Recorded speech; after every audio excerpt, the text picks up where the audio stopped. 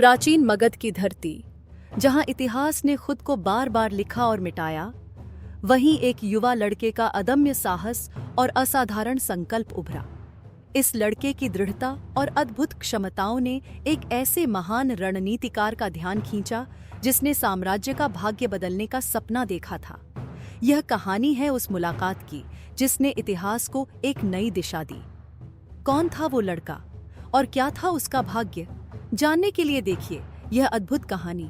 इस पावन भूमि के हर कोने में अपार संभावनाएं हैं। ये चैतन्य से भरी धरा न जाने कितने ही योद्धाओं, वैचारिकों, ऋषियों और अवतारों की कर्मभूमि रही है।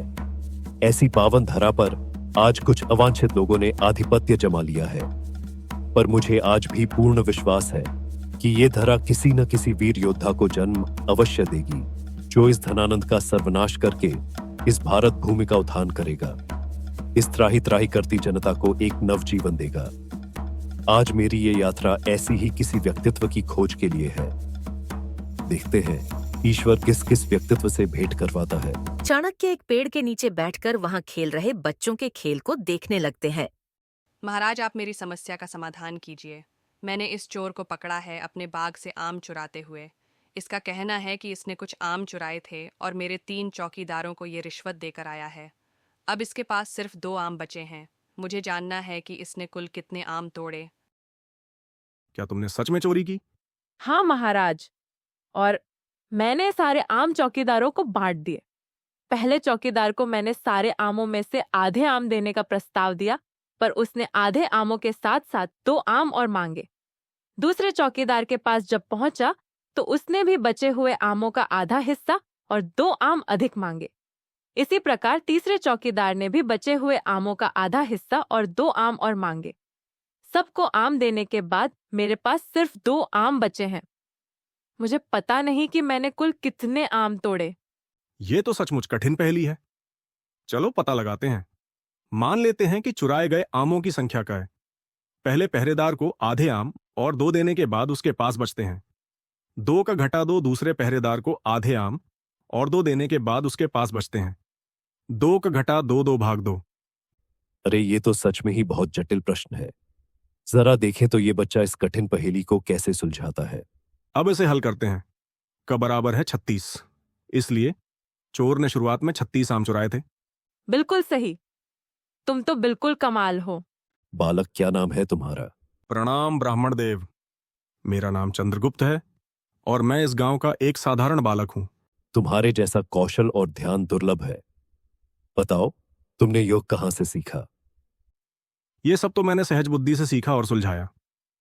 मैं समस्याओं को देखता हूं, विचार करता हूं और ऐसी ही खेल खेल में अभ्यास करता हूं। क्या कभी असफल होते हो? असफलता सिखाती है, सफलता अर्जित की जाती है। शायद तुम जितना सोच रहे हो उससे कहीं ज्यादा हासिल कर सकते हो।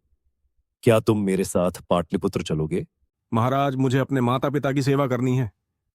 मैं उनकी आज्ञा के बिना कहीं भी नहीं जाता। मैं तुम्हारे माता पिता से मिलना चाहूंगा। अवश्य। वो भी आप जैसे विद्वान तपस्वी के दर्शन करके बहुत प्रसन्न होंगे। महाराज, आप यहां विराजिए। मैं पिताजी को बुला कर लाता हूं।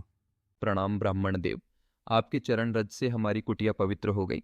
आदेश करें, हम किस प्रकार आपकी सेवा कर सकते हैं? आपके पुत्र एक असाधारण प्रतिभा के धनी है। ऐसी प्रतिभा बहुत कम लोगों में देखने को मिलती है। मैं चाहूंगा कि इस प्रतिभा को और अधिक निखारा जाए और इस हीरे को इसके असली गंतव्य तक पहुंचाया जाए। इसे पाटलिपुत्र जाकर उच्च शिक्षा ग्रहण करनी चाहिए। पर महाराज, हम गरीब किसान हैं। हमारे पास इतने संसाधन नहीं है कि इसको उच्च शिक्षा दिलवा सके। उसकी चिंता तुम मुझ पर छोड़ दो। वो सारी व्यवस्था मैं कर दूंगा। आप सिर्फ आज्ञा दो। महाराज, आपने सच में इसकी प्रतिभा का सही आकलन किया है। बचपन से ही ये बहुत जिज्ञासु रहा है। हमारे पूरे गांव में इसके प्रश्नों के उत्तर किसी के पास नहीं होते। सब लोग मानते हैं कि इसमें कुछ तो असाधारण है। मैं भी बहुत चिंतित थी कि ईश्वर की इस अनमोल कृति को क्या इसी गांव में गरीबी में जीवन व्यतीत करना पड़ेगा? अगर आप जैसे आचार्य की इस पर कृपा हो जाए तो इसका जीवन सफल हो जाएगा।